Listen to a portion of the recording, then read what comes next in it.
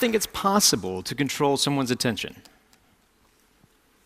Even more than that, what about predicting human behavior? I think those are interesting ideas if you could. I mean, for me, that'd be the perfect superpower. Actually, kind of an evil way of approaching it. But for myself, in the past, I've spent the last 20 years studying human behavior from a rather unorthodox way, picking pockets.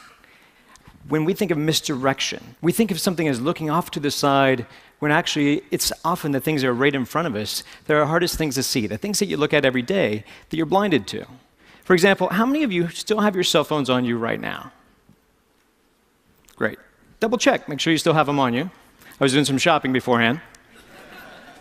Now, you've looked at them probably a few times today, but I'm going to ask you a question about them. Without looking at your cell phone directly yet, can you remember the icon in the bottom right corner?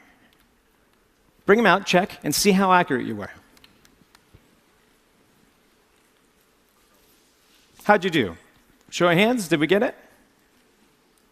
Now that you're done looking at those, close them down, because every phone has something in common. No matter how you organize the icons, you still have a clock on the front. So, without looking at your phone, what time was it? You just looked at your clock, right? It's an interesting idea. Now I'll ask you to take that a step further with a game of trust. Close your eyes. I realize I'm asking you to do that while you just heard there's a pickpocket in the room, but close your eyes. Now, you've been watching me for about 30 seconds. With your eyes closed, what am I wearing? Make your best guess. What color is my shirt? What color is my tie? Now open your eyes. By show of hands, were you right? It's interesting, isn't it? Some of us are a little bit more perceptive than others. It seems that way. But I have a different theory about that model of attention. They have fancy models of attention, Posner's trendy model of attention. For me, I like to think of it very simple, like a surveillance system. It's kind of like you have all these fancy sensories, and inside your brain is a little security guard. For me, I like to call him Frank. So Frank is sitting at a desk. He's got all sorts of cool information in front of him, high-tech equipment. He's got cameras. He's got a little phone that he can pick up, listen to the ears, all these senses, all these perceptions. But attention is what steers your perceptions, is what controls your reality. It's the gateway to the mind. If you don't attend to something, you can't be aware of it. But ironically, you can attend to something without being aware of it. That's why there's the cocktail effect. When you're in a party, you're having conversations with someone, and yet you can recognize your name, and you didn't even realize you were listening to that. Now, for my job, I have to play with techniques to exploit this, to play with your attention as a limited resource. So if I could control how you spend your attention, if I could maybe steal your attention through a distraction. Now, instead of doing it like misdirection and throwing off to the side, instead what I choose to focus on is Frank. To be able to play with the Frank inside your head, your little security guard, and get you, instead of focusing on your external senses, just to go internal for a second. So if I ask you to access a memory, like, what is that? What just happened? Do you have a wallet? Do you have an American Express in your wallet? And when I do that, your Frank turns around. He accesses the file. He has to rewind the tape. And what's interesting is he can't rewind the tape at the same time that he's trying to process new data. Now, I mean, this sounds like a good theory, but I could talk for a long time and tell you lots of things, and they may be true, a portion of them. But I think it's better if I try to show that to you here live. So, if I come down, I'm going to do a little bit of shopping. Just hold still where you are. Hello, how are you? It's lovely to see you. You did a wonderful job on stage. You have a lovely watch that doesn't come off very well. Do you have your ring as well? Good, just taking inventory. You're like a buffet. It's hard to tell where to start. There's so many great things. Hi, how are you? Good to see you. Hi, sir, could you stand up for me, please? Just right where you are. Oh, you're married. You follow the directions well. That's nice to meet you, sir. You don't have a whole lot inside your pockets. Anything down by the pocket over here? Hopefully so. Have a seat. There you go. You're doing well. Hi, sir. How are you? Good to see you, sir. You have a ring, a watch. Do you have a wallet on you? Well, we'll find one for you. Come on up this way, Joe. Give Joe a round of applause. Come on up, Joe. Let's play a game.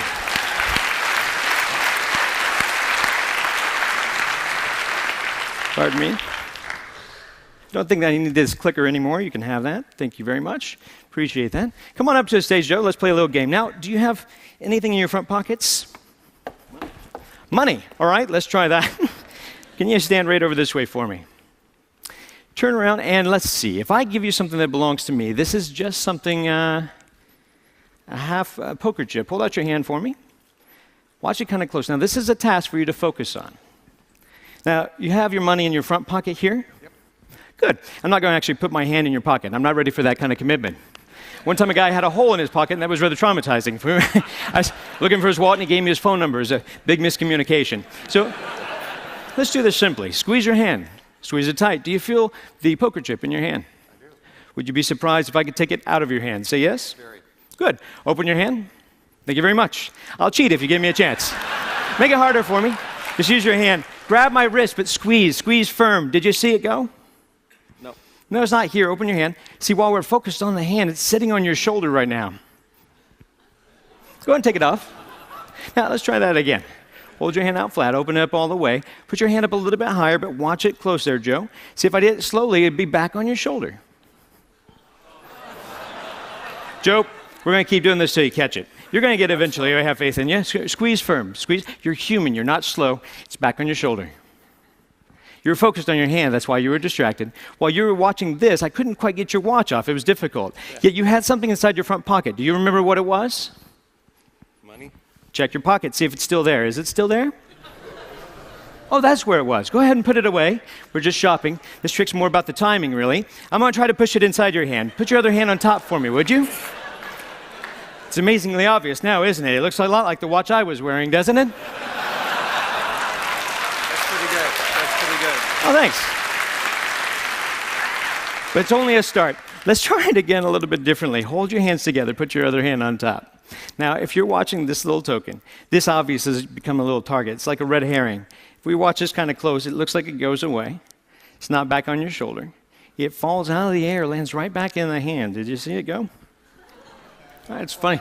You got a little guy, he's union. He works up there all day. If I did it slowly, if it goes straight away, it lands down by your pocket. I believe, is it in this pocket, sir? No, don't reach in your pocket. That's a different show.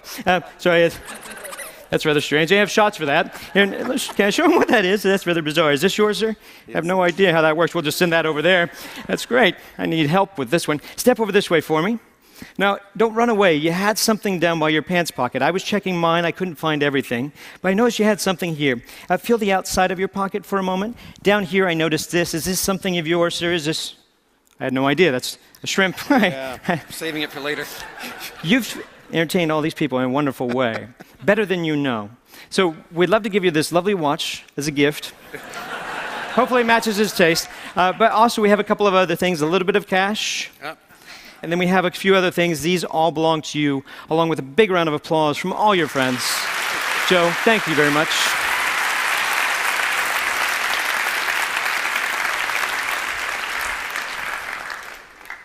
So, same question I asked you before, but this time you don't have to close your eyes. What am I wearing?